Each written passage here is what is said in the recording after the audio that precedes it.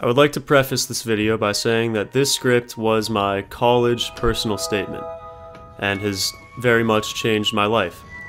Now that I've been accepted into my top university, I figured I should share it and kind of provide more context on myself as a creator, and also just I wanted to make a video about it because I thought it was a pretty good script, and it's important to me.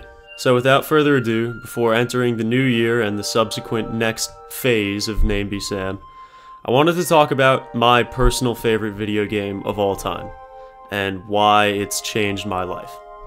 Let's go. Jesus.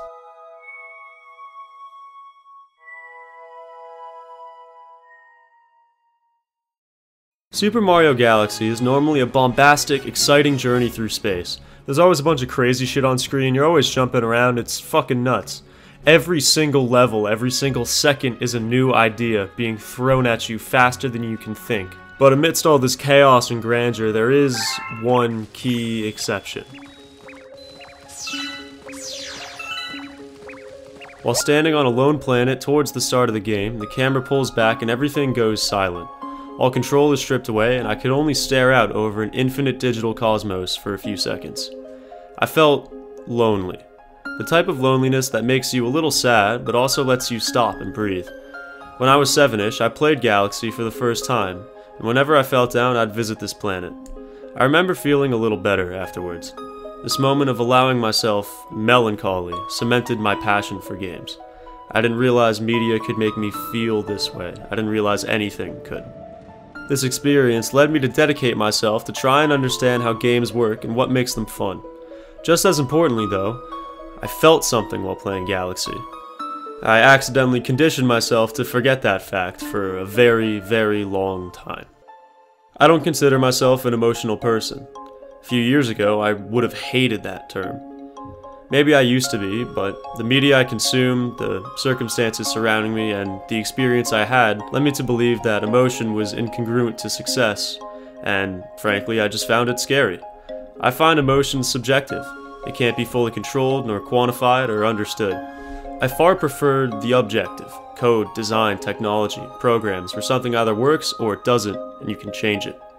Objectivity and pragmatism became synonymous with progress and success, and as I got older I found more safety than anything in computers and video games.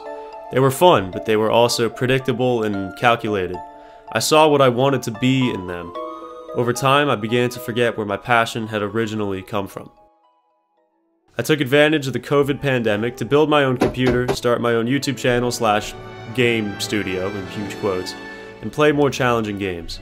I was drawn to games that valued smart combat and arduous difficulty over stories because I was more interested in feeling skilled and triumphant than introspective.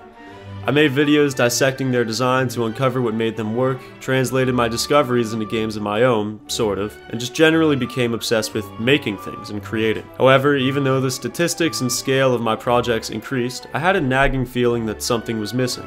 This nagging feeling would loom over me for months, and eventually I could no longer run from it.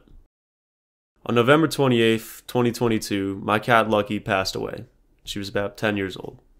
At first I tried to keep up my usual facade of strength and indifference, but soon enough I realized that wasn't going to work. I hated talking about her death, I hated thinking about it, so I did something I hadn't done in over half a decade. I booted up Super Mario Galaxy, walked to the planet, and let myself just feel sad looking out at space.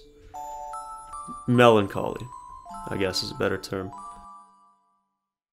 A few minutes of reflection, or wallowing, depending on how you see it later, I began to write a video about the game How Fish Is Made, whose themes of death, choice, and coping with grief really comforted me. Through the process of analyzing this game, I allowed myself to be vulnerable, working through this grief, and before I even shared my video with the game's community, I knew I had something special. I knew it was different, at least. I knew I had finally made something meaningful, something that felt like a triumph, because watching it felt like standing on that planet again. More importantly, after I made it, I felt a little bit better, at least a little bit more real. Moving forward is important, but it's not everything. When you enjoy creating things, there's always this urge to put your head down and work until it's finished, not stopping and not thinking. And yeah, obviously no success comes without hard work. At the same time though, I've come to understand that by sacrificing humanity for the sake of objectivity, by putting on a facade of indifference, by pretending to be better than that, above emotion for the sake of safety, I'd forgotten why I started any of this in the first place. I no longer run from that sensitive, passionate part of myself because it's who I am and why I create. All of this to say that every so often I return to standing on that soul planet, staring out at the stars, and I see so many galaxies left to explore.